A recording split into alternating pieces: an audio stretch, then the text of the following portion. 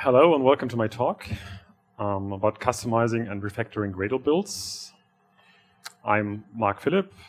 This talk is going to be in English because we wanted to have more English talks at this conference. But I'm German. I actually live in Karlsruhe, so if you have a question, of course, feel free to ask it in German as well, or in Badisch, Alemannisch, Schwäbisch, whatever you want.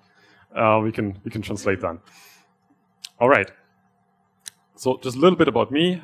I work as a software engineer at Gradle. Gradle Inc. is the company behind Gradle. I'm also the JUnit team lead, so you might have seen some other talk by me previously. So most of my talks have been about JUnit so far. All right. At first, I want to talk a little bit about what Gradle really is, because it's a little bit confusing, because there's Gradle, the build tool, there's Gradle, the company. There's a thing called Gradle Enterprise, just to clarify what these things are. So first and foremost, Gradle is an open source build automation tool. It's based on a Java virtual machine. It's implemented in Java, so it kind of need Java to run it. But it's not really just for Java, as we will see in a moment. Its focus is flexibility and performance, and the basic concepts are applicable to whatever language you're working with, basically. It's 100% open source and free, so it's Apache licensed, and it's backed by a commercial company, yes, but the tool itself is free and open source.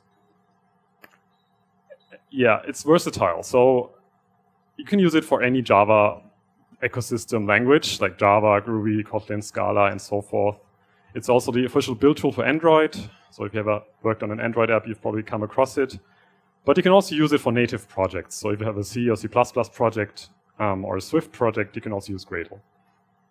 And there's other ecosystem tools like ASCII Doctor, for example, which has a really good Gradle plugin and helps you build documentation along with your source code at the same time, the same build.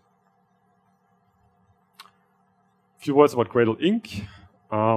Our vision is build happiness. So that means we want you to be happy with the build, but also we want to help, that the build is not something you dread working with, but something that actually is enjoyable to work with. It's fast and reliable and really helps you to accelerate your developer productivity. So this is really important. Of course, you would rather spend your time working on production code than on the build, but sometimes you do need to work on the build, and there will be build failures that you need to figure out what's going wrong. And then in that case, we really want to give you the tools as a company to find out what's going wrong, why is the build slow, and so forth. And this is where Gradle Enterprise, which is our commercial offering, comes into play and is kind of something that helps you with Gradle and Maven builds to visualize how are build times developing over time. What are the most common failures? Why is this build so slow? Which task or which goal is slow? And those kind of questions you will often have. And this is where Gradle Enterprise really can help. All right. The agenda for today is I want to go over some basic concepts that are really important to understand what Gradle does. And then we're really going to dive into the conference motto, quick and dirty. And I'm going to show you some things that you can do with Gradle, and it's okay. It's a quick and dirty way to do so to some extent, but at some point you should really refactor those. And I will give you some examples how you can do that today. So I named this from quick and dirty to safe and sound. And I have 3 areas prepared for today. One is dependency management. So what shouldn't you do there? What should you do there? How should you do this with Gradle? Custom tasks. So sometimes you want to just add a task to your build that does fulfill some special requirement, and we'll see how to do that. But also then how to refactor this task into something that it can be tested independently from your build, and so on. And the same holds true for custom configuration things, like you want to have another source set for integration tests, for example, and you want to configure that. And Gradle allows you to do that, but you really want to separate different concerns, and Gradle provides you with the tools to do so. And we will see that in the remainder of the talk. Before we really start, I want to know how deep I should get into those basic concepts. So let's do a quick show of hands. I would like to know of you folks, I should say, who here has used Gradle before? Okay, almost everyone. Who's used it on a production project? About the same amount. Who's using it every day? Okay, only a few. So I think we should go over those basic concepts, and I'll try to make it quick so we can really get to the hands-on coding as fast as possible. So one of the basic concepts in Gradle is a task. So a Gradle build, when you try to think about, okay, I want to run my build, you always think about, okay, which task do I want to run? What do I want to do? And this is like the core unit in a Gradle build. A task can then depend on other tasks that would also get executed if you target this one task. And really importantly, a task can have inputs and outputs. So for example, think about a Java compile task. The inputs are pretty clear. It's the Java files, all the compiler flags, basically whatever influences the output of the task, which are the class files in this case. And the same concept applies to all the tasks that are there in Gradle. So this would be a hello world example in Gradle. Of course, you wouldn't really do that in your build. So just a quick thing to do is I can register a hello world task. This is what the build script here does. And then I can just register an action that would be run last when the task actually is executed. And in this case, it just prints hello world. So and if you run that, you can see that below here. You run the task hello world. You tell Gradle here to run it. And then the output will be shown here. So this is like hello world in Gradle. We will see more useful tasks later. Another really important thing to understand are build scripts. A Gradle project is configured in build scripts. So there's two kinds. There's a settings.gradle, optionally .kts script, which contains the root project name, for example, or it lists like all the subprojects that you want to include in your build are listed there. The second script is the build.gradle file. There you configure the used plugins. So Gradle also has a plugin concept, and you can add tasks like the hello world tasks we've just seen, or you can configure tasks, give them different settings, that kind of thing. That goes to the build scripts. So here's an example of a settings script, which is just like assigning a name to the root project and including two subprojects. So those are usually pretty simple. A build script is usually a little longer. So the first thing you do in the build script is you select which plugins you want to apply.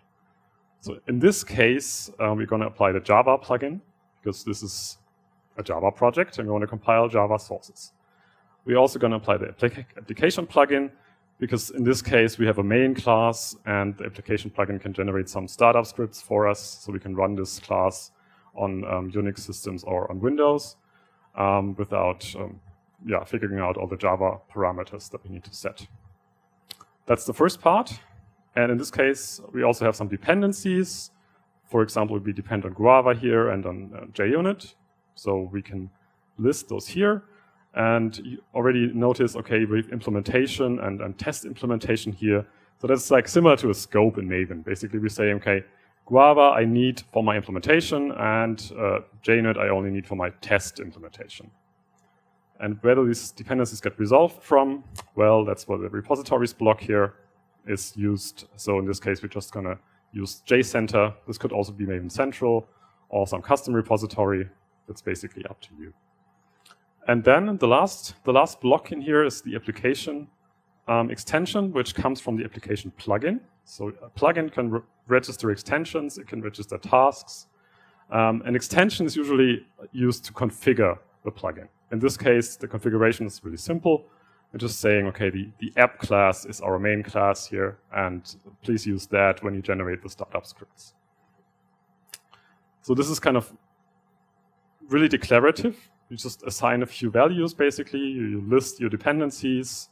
There's no real logic in these build scripts. You can, however, use Groovy or Kotlin to do them. So they are either written in Groovy DSL or in the Kotlin DSL. So when Gradle started initially, Kotlin didn't even exist. So Groovy was the really only language at the time that allowed to build these kinds of DSLs in code. So Gradle was started with Groovy. And Groovy is a fine language. I really like Groovy. It just has a disadvantage. It's dynamically typed. So building IDE support, like code completion and these things, is kind of hard to do with Groovy in general. And that also has effects on the Groovy DSL being not the best for editing and things like that. So once it works, but yeah, getting there sometimes is hard. Which is why as soon as Kotlin became popular, the Gradle team started working on the Kotlin DSL. And Kotlin is statically typed and supported by JetBrains. So at least in IntelliJ IDEA, you get a really, really good editor experience already. And there's still work going on to make it even better. So I'm going to get there. These two DSLs are available, and you can use them. You can choose which one you want. You can use both in one project if you must, or if you want to migrate step by step, you can do that. And Gradle will support both indefinitely. So it's not like one is deprecated and everyone has to use Kotlin DSL now.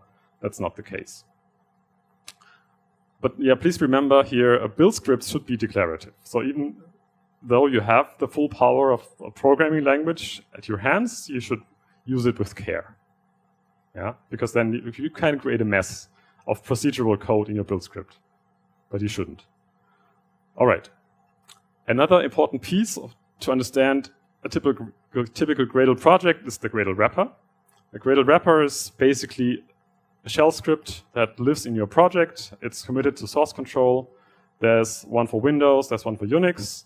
And instead of calling Gradle directly, which you would have to download before and put in some directory and add it to your path, you can call the wrapper script, and it will look at its configuration and download the correct version of Gradle for your project for you, or it will only do that, of course, if it's not cached already locally. So it only will download it once.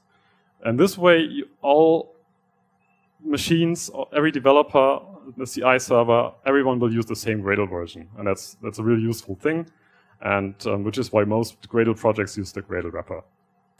Okay, now we're ready to look at the structure of a typical Gradle project.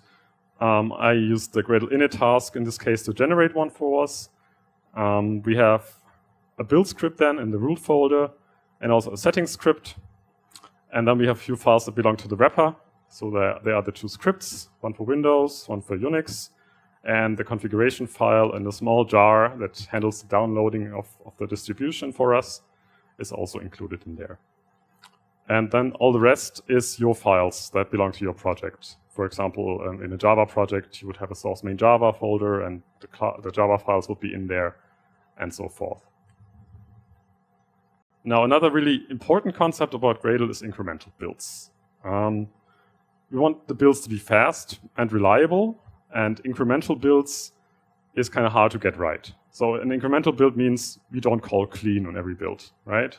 You want to reuse the outputs of the previous build and only redo those things that you need to do again because things have changed. And Gradle really excels at this because it tracks the inputs and outputs of each task and also the task implementation. So if you run one build and you make some changes to your code, for example, and you run the build again, Gradle will check for every task that you asked it to execute, have the inputs changed. So for example, it will analyze all Java files, it will compute a checksum for them, and it will check, okay, has any of these files changed? Are the files all still present? Or maybe someone has deleted a class, and I also need to delete it from the outputs, that sort of thing. And it will also check that the outputs that have previously been produced are still present and unchanged. So whatever's in the build directory, that's the usual place the outputs get put. If anyone has made any changes to that, the task will get executed again. And last but not least, the task implementation is tracked. So for example, if you upgrade a plugin or if you use a different version of Gradle, then the task implementation has changed and it could be doing something different the second time it is executed. So therefore, it's also tracked. But if none of these three criteria are fulfilled, the outputs of the task are kept and the task is considered up to date and will not have to be executed again. A short example here for a small project, I just call the build task here. And the first time all 7 tasks are executed, If I do this again, in this case without any changes, Gradle will see, okay, none of the inputs, outputs have changed. The task implementation is the same. So all the 7 tasks are now up to date. And it didn't have to do anything, really. Yeah. So this is one of the really crucial things to understand. Whenever you type clean in Gradle, you're probably doing something wrong. All right, next is build scans. Whenever you have a problem with your build, you need some way to analyze what's actually going on. You actually want to have something that you can show someone to look into the problem with you, maybe, or just like have a record of the problem, what actually happened during the build. And a build scan is exactly that. So if you run Gradle with ---- scan, you will get a build scan at the end. So basically it's a URL that's printed at the end of the build, which you can open. Yeah, it's on scansgradle.com. I'm not sure you can see that. So it's a public service that Gradle provides. It's free to use. You can basically, you get a summary of what happened during your build. You could look at the console log, and you can always link to one of these lines and send the link and share that. You get a timeline, so you can see all the tasks that have been executed. You can even take a look at why the task was executed. So for example, the compile Java task in this example says, okay, the app Java file was changed. That's why I executed it. So you can like really reason what happened during the build. You get performance insights. For example, you could look at, okay, the garbage collection time. Is there anything worrying here? Maybe I need to give my build more heap space or something like that. You get a record of all tests that were executed. In this case, it's only one. It's not very interesting. It's only a single module built, so there are no projects. You can look at all the dependencies that have been resolved. And you can also go down and see from where they were resolved, which repository was used to resolve this dependency. And it provides a lot of insights into your build in case something goes wrong. Yes, so this is free to use on scansgradle.com. The data is somewhat public, of course. The link, I mean, is not really easy to guess. So it's a private link in that case. If you don't give it to anyone, no one will ever see it. But the data is out there. And of course, before publishing it, you have to agree to some terms of service and that sort of thing. I kind of did not include that in the example here. Gradle Enterprise also has that, so you can have that on your own server, for example, if you are interested in that. Last but not least, the build cache is an open source part in Gradle. And similar to incremental builds, it allows reusing the outputs of a previous build. But in this case, it's not just the previous build, but it could be any previous build. So if you have run a build last week, and now you're switching to that branch again, and you're executing the same build basically, then it can reuse the outputs from last week. It will see that all the inputs are the same, and you can just not execute it, instead get the outputs from the cache. And there's a really easy way to enable it. Basically, you tell Gradle ---- build cache, and you will already get a local build cache that is only on your local machine. And you will store artifacts in there and can get artifacts out of there for the next build.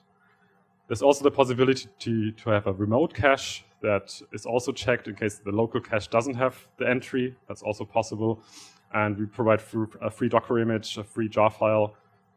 So if you want, you can use that free of charge. It's not commercial in that sense. If you have Gradle Enterprise, it's also included there, of course. But you can also use that just without any paying anything for it. And the local and remote cache kind of have a good interaction model. So if you don't find something in the local cache, you will check the build cache will automatically check in the remote cache and then store it in the local cache for the next time around and that sort of thing. And yeah, I encourage you to try it locally. It's just a local cache. It doesn't cost anything. You don't have to set up anything. It's just a really nice thing, even for your own experience. If you work on a project, be it an open source project, for example, it just makes things faster, and it's really nice to work with. All right. Now let's get to the more practical tile of the talk. Tile? Oh, that's German. I meant part. Sorry for that. At least I noticed, so that's that's a good thing. So the practical part of the talk, I meant to say. And first, we're going to kind of make a mess with dependency management, and we're going to clean it up again. So I'm going to do this in a demo. So I have a little project set up here. It is just a 2 sub-project build. So there's a CLI project and a lib project, and the root project is called Gradle Refactorings. The other projects are here. There's no root build script in here, but the sub-projects do have one. So for example, the lib one has this build script. It's a Java library, so it applies the Java library plugin. It uses JCenter for a few dependencies, SLF4j, Guava, and JNet. It configures the test tasks to use the JNet platform. That's what this part does. And the CLI one is pretty similar. And we apply different plugins. So because this is not a Java library, it's a Java application, we only apply the Java plugin. And in addition, the application plugin. We also have a few dependencies. And for example, this is a project dependency. So we depend on the other sub-project. If you're wondering what the colon means, basically that's like an absolute path. So this could be nested. The application plugin, I've already mentioned that on the slide. This is the same example, basically, has the app class, which is the main class. Doesn't do much, just prints some strings and calls the library method, which is in the library project. So it's a really simple project, trying to demonstrate some build script things in there. So the code is really, really simple. All right, so we've seen here we have dependencies, and we have used implementation here and test implementation there, which is what we had on the slide. If you look at the other project, it's slightly different. It uses compile and test compile. Does anyone know what the difference is?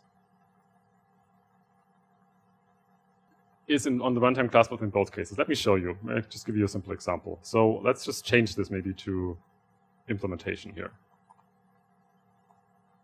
Maybe I should show the build before that. That would be nice.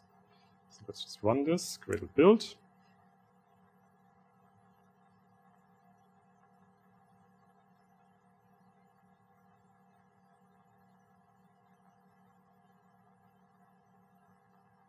All right. So the build is green, right? It's build successful. When I change this now, let's change this to implementation. And this to test implementation.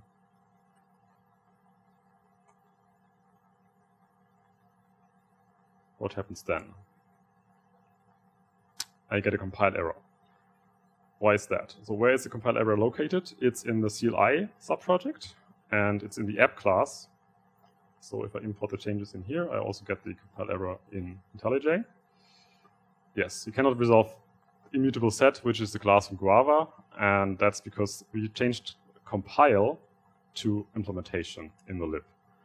So basically, implementation means we want to use this, we want to have this on the compile class path and also on the runtime class path, but we don't want to leak this dependency to upstream projects, basically, or to downstream projects, I should say. So to projects that depend on this project, as the CLI project does, right? It has a project dependency on lib, and therefore it would get all the things that are on lib's compile class path.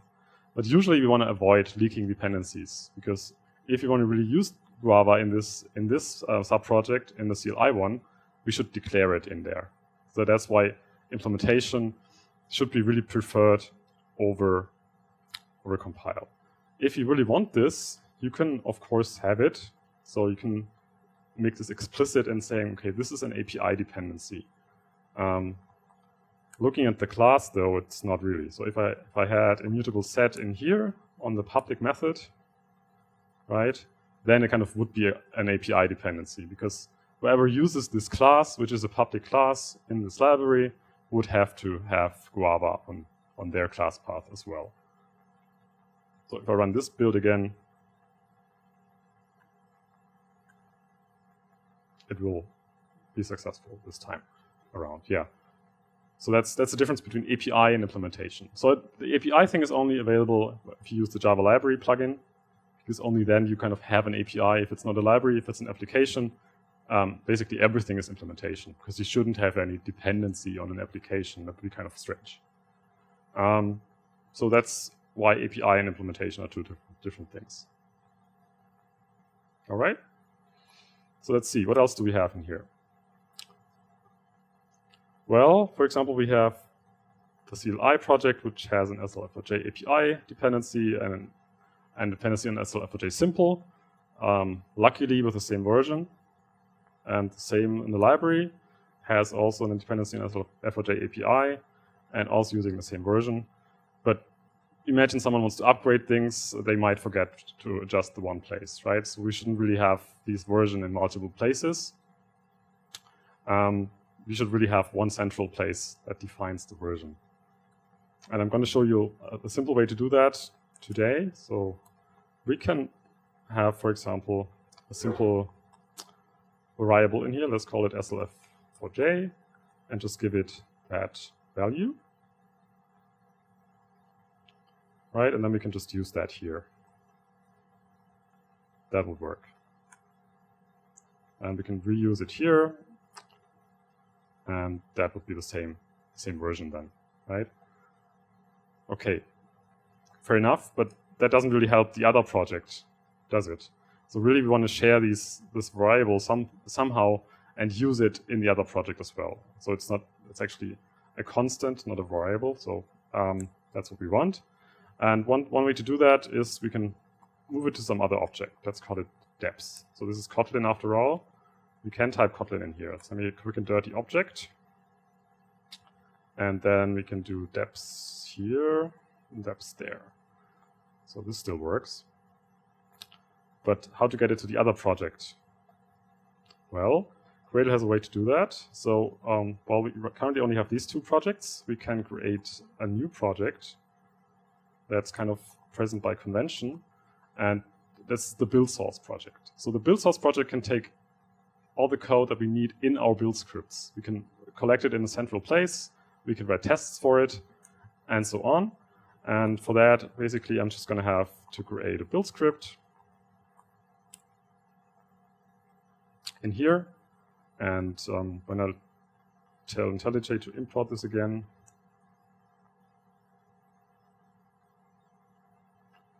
it will also have some editor support for that.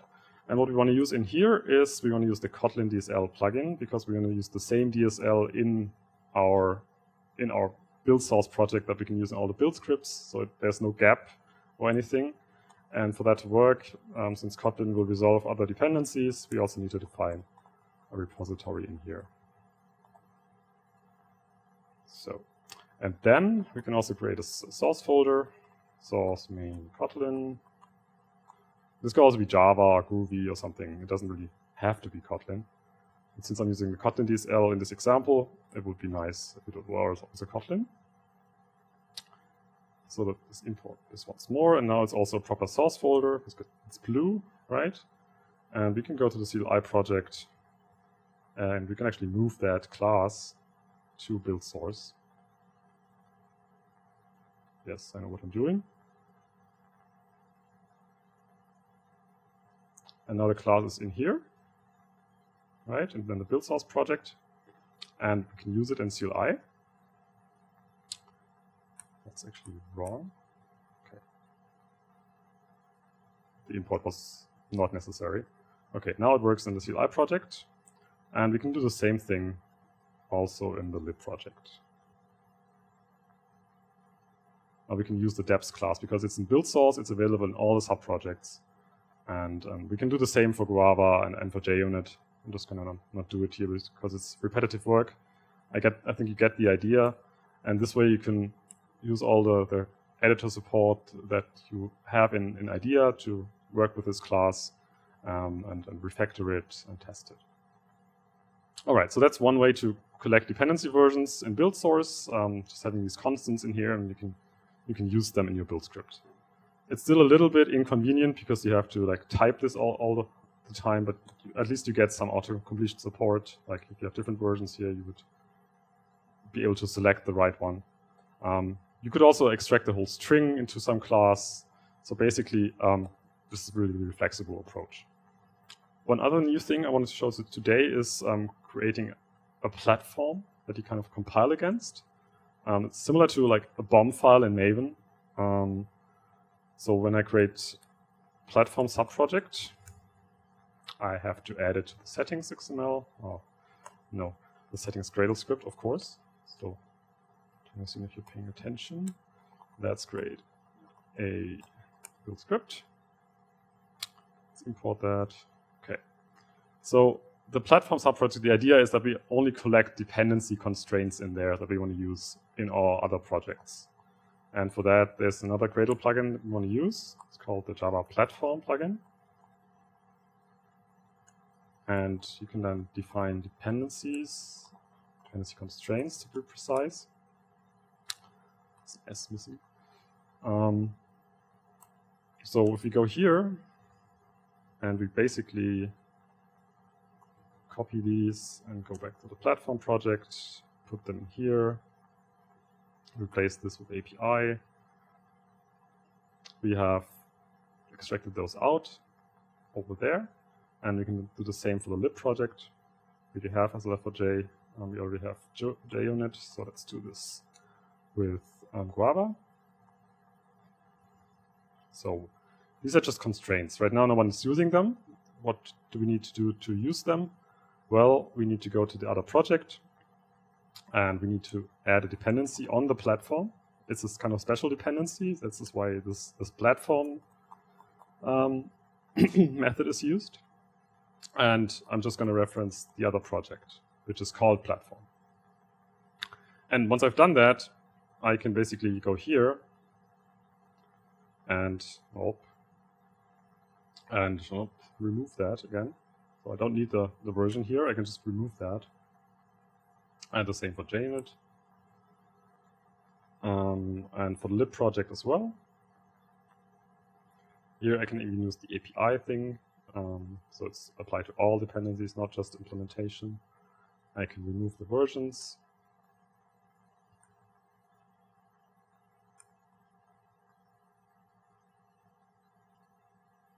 And I can run a build. And it's green. So that means I have a subproject in here that is just responsible for providing the platform that we want to compile against in our other subprojects. So I can collect all the dependency constraints I have in here. I could do more advanced things like align dependencies and that sort of thing. But these are like just the basics. So this is kind of like a BOM, kind of like dependency management in Maven.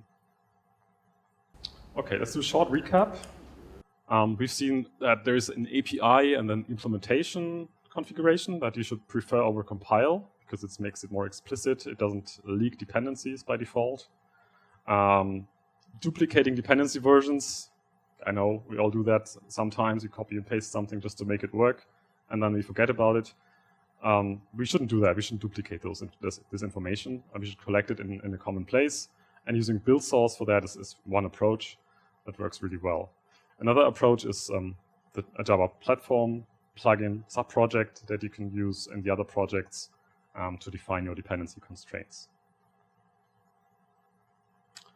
If you're interested more on dependency management, there's 2 blog posts by my colleagues, and there's also a webinar in those blog posts. So they really go into all the details, what you can do with Gradle's dependency management engine. And there's lots of stuff. I haven't even touched the surface of it. Not really. All right. What also will happen from time to time are custom tasks. So let's also see an example of that. Stash that. Check that out. Okay. Good. What have I done here? In my CLI build script, I have this beauty here. I have created a jar checksum task, and what it does, well, it's supposed to compute the checksum for the jar I'm creating, which is why it depends on the jar task. The archive file it looks at is basically derived from the jar task. So we get the archive file from the jar task. This is kind of a lazy kind of API, so I don't actually need to realize the jar task until I really need it. I don't need to configure it. So please just ignore that for now. The checksum file is basically then also the file that the checksum should be written to, is also derived from the archive file. So basically I take the archive file and then just append .sha512. And the implementation basically is in this do first block. So I just basically the callback I give at configuration time to the task that should be executed when the task is when the task is executing. So what it does is it just uses Guava's hashing class. How does it do that? Well, there is a way you can add dependencies to your build script. So what I did here is I added Guava to the class path of my build script, and then I can use it in all the build scripts. So that's possible. And I use this SHA-512 hashing function to hash it, and then I just write the text to the file. So let's execute that. And what it does, in the libs folder, there's the jar file now. It's a bit small. And there's the SHA-512 file, which is basically the checksum file. And this was written by our task. If I run this again, you will see that it's executed again. So I can run this again and again, and it will always be executed. It will never be up to date. And that's one of the things you often don't realize when you do these quick and dirty task implementations inside your build script. It's not actually working properly. So it does produce the checksum file, but it does so every time, even if the jar file doesn't even change. So we don't have to do that. The way to make it work is to actually declare the inputs and outputs of this task. Right now, Gradle doesn't have the slightest idea what this task does. It doesn't really understand the code. Only we do. So we need to help it a bit. So we need to declare the inputs. And one way to do this is to use the DSL for that. So we can say inputs file. So the archive file is the input. And the checksum file is the output.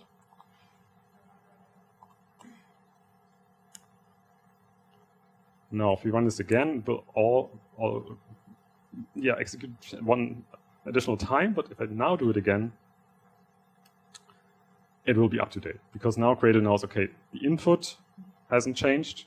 The output still there. Nothing has changed. The task is still the same. So this is up to date. It doesn't have to be executed again. But really what we want is kind of get rid of this kind of programming in the build script. We want to move it to someplace else so the build script can stay declarative. And then we can reuse the task in other places. Maybe we also want to have a chart checksum task in another project, right? So we should really doing this better. So let's try that. And the first step to make it better is to make it worse. So I'm going to add a class in here. It's called checksum. That's going to be my task. I'm going to inherit from default task. And I'm going to declare an input file, and I'm going to declare a checksum file, which is the output file. Because computing the checksum is not really specific to jar files, so I wouldn't call it archive file in here. What should be the type of these? Well, to make it really idiomatic, we would use the provider API.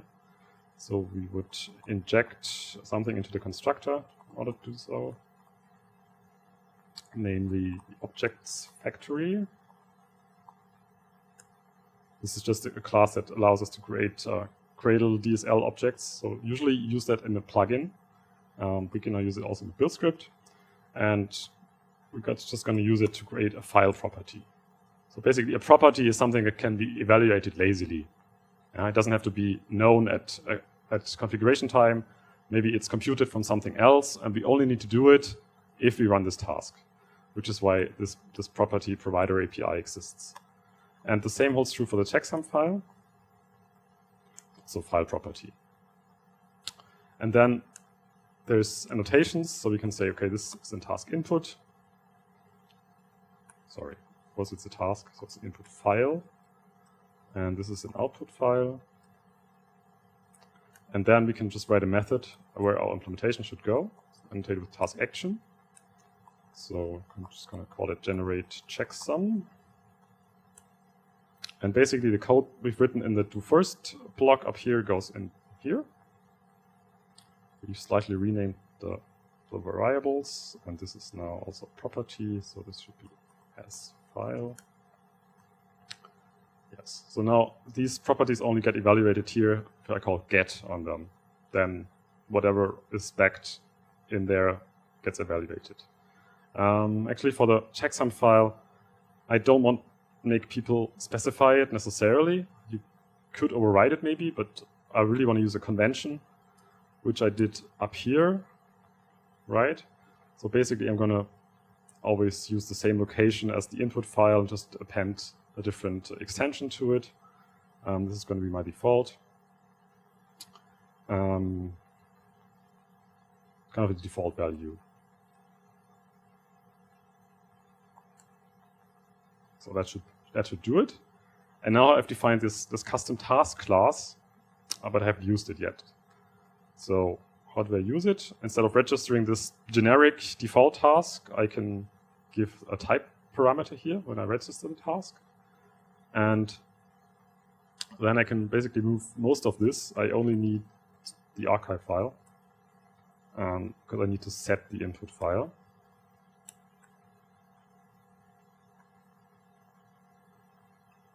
Right, so if I run this again, the file is still there and it has the same content, but now it's generated by my custom task class, which I've defined inside the build script. So we're still not quite there yet, but I hope you can guess what the next step will be. Moving it to build source. So, oops, wrong.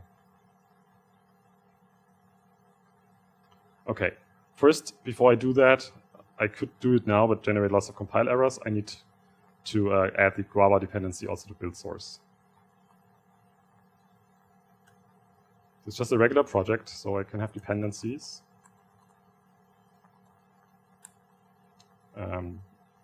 It's just an implementation dependency. No one should know that I'm using this. No one should have it on their class path just because the implementation uses it. Of course, this doesn't work because the depth class is compiled in the build source project, so I would need a build source project or something like that, which is not really necessary for this one simple dependency. And we don't really have to enforce that it's the same Guava version in build source than in our production code. I mean, it would be nice, ideally, but we don't necessarily have to couple those two things. Okay, now that I've done that, I can import the changes once again, and then I should be able to move that class without too many warnings to the build source project. Yes, this one, okay. And then I can get rid of this whole build script thing, adding Guava to the class path of all build scripts. I don't need that anymore.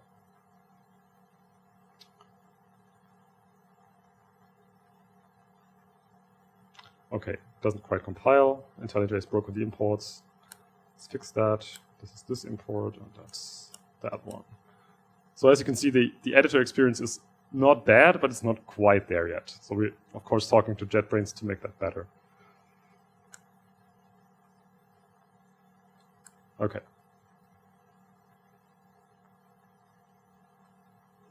So the build runs. IntelliJ hasn't quite picked up that yet.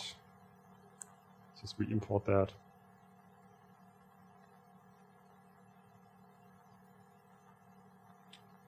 I don't know why the application should not be there anymore. Doesn't make any sense.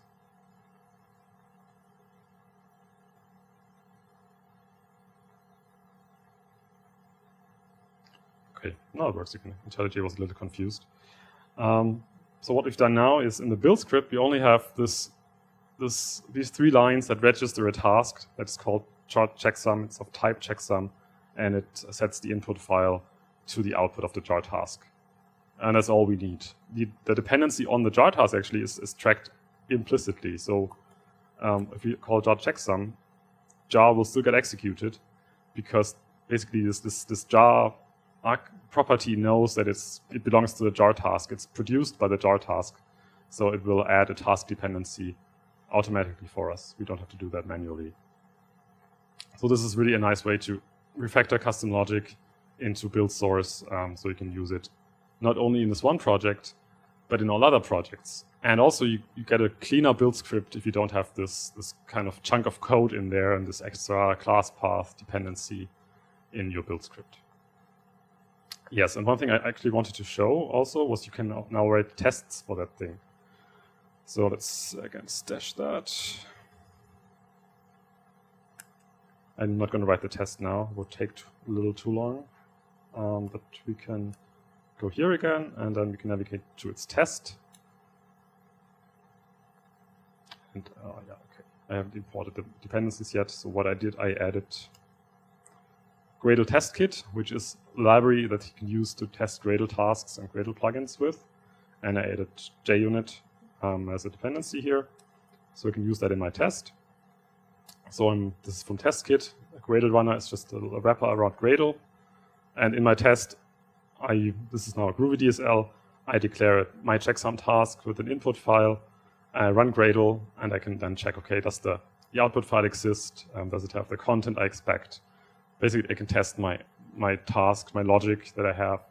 And this is automatically run when I just run my build. So you just run Gradle build.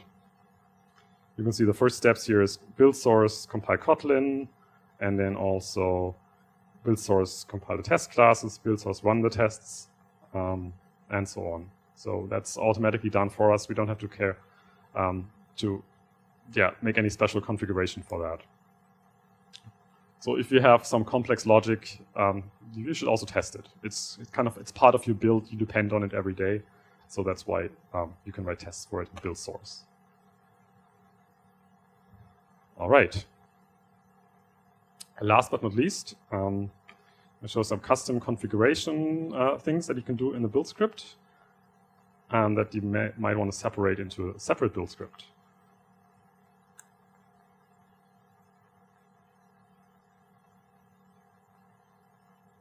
So since I only have 5 minutes left, I'm going to take a little shortcut here. All right, so I'm going to show that to you in that way. Okay, let's see. So in my CLI project, what I've done here is I've added a bunch of stuff. So this, for example, what I want to do is I want to add a source set for my integration tests. So if you look at the project structure now, we have source mains and source tests, and we also have source integration test. And if I import that in IntelliJ again, didn't quite auto-detect that change. We also have the same kind of support for it. We can edit it like a normal Java class. We can run it, everything. What this automatically does for me is create dependency configurations for me, like integration test implementation and integration test runtime only. And I've set it up here in a way so that my integration tests can see all the classes from our main source set, which is what this does. And also the runtime class path is adjusted in the same way. And also my integration test implementation dependency configuration can see everything that's on my test implementation, my regular test implementation configuration. And the same for runtime. So what does this give me? I can now also add dependencies that would just be visible for the integration tests. So in this example, I'm using Bartholdi, which is from Christian Stein, who's also here today. I'm going to give a talk later about testing in the modular world, which is basically a simple wrapper around some executables. So what I'm doing here in the integration test is I'm running Java on my main class. So basically I'm passing the app class name and the class path of the main class here. And in order to do that, to execute that test actually, I'm also registering a new task, an integration test task, right? So this is in addition to the regular test task, it would just execute the integration tests. So I can call those separately. And since I want to give it the main class path, but I don't want to download dependencies when when Gradle just reads the build script, I'm using this command line argument provider down here to delay that, basically resolving that file collection, which is actually just the runtime class path of my main source set. So this all works and it's fine, but I have this chunk of stuff here, right? It's kind of a lot, and it's kind of has the same focus, the same concern it solves. Also have this piece I haven't explained yet. So there's a check task, which is kind of like a lifecycle task that depends on the test task by default. And I also adjusted that to depend on integration test. So whenever I call Gradle build, it will depend on check, and check will depend on test and integration test. What I want to do is I want to refactor that. And let me just show you the end result. It's really just, this is a simple refactoring really compared to the other ones. So what I've done here is I've created a new plugin called integration test. And all I had to do for that was take these pieces of code that we've seen, creating the source set, adjusting the configurations, adding the extra test task, wiring it to the check task. I've done all that, and it's now an integration test plugin. And where does that come from? Well, it's in build source again. In source main Kotlin, there's an integration test Gradle KTS file. So it's really similar to the build scripts that we had here. It just has a different name. So it's called integration test, which becomes its plugin ID. So it's called a precompiled script plugin. So it's kind of like, in the old days, you could also do that. You can like take chunks out of your build script and put them into a separate build script and include that build script basically.